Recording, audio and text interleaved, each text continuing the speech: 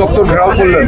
দেখুন, নির্বাচন কমিশন বিজেপির হাতে তামাক খেয়ে সমস্ত সাধারণ গণতন্ত্রপ্রেমী মানুষ যারা সংবিধানকে বিশ্বাস রেখে তাদের ভোটাধিকার প্রয়োগ করে তাদের নামকে বাদ দেওয়ার চক্রান্ত করছে এবং এটা কন্টিনিউয়াস প্রসেসে চলছে।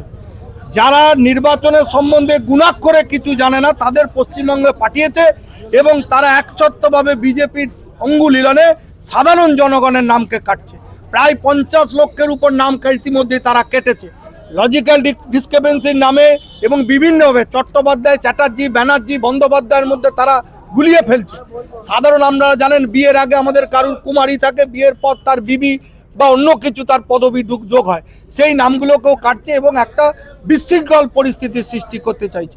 আমাদের দাবি অবিলম্বে কোনো ভারতবর্ষের নাগরিক যারা এখানকার ভূমিপুত্র, যারা তাদের সাংবিধানিক গণতান্ত্রিক অধিকার এতদিন প্রয়োগ করে এসেছে, তারা ভারতীয়দের কারুর নাম ভোটার লিস্ট থেকে বাদ দেওয়া যাবে না এবং যতদিন না স্বচ্ছ ভোটার লিস্ট বেরোচ্ছে ততদিন নির্বাচন করা যাবে না। সাধারণ মানুষের গণতান্ত্রিক অধিকারকে সুরক্ষিত করার জন্য জাতীয় কংগ্রেস আমরা আজকে এখানে বিক্ষোভ প্রদর্শন করছি।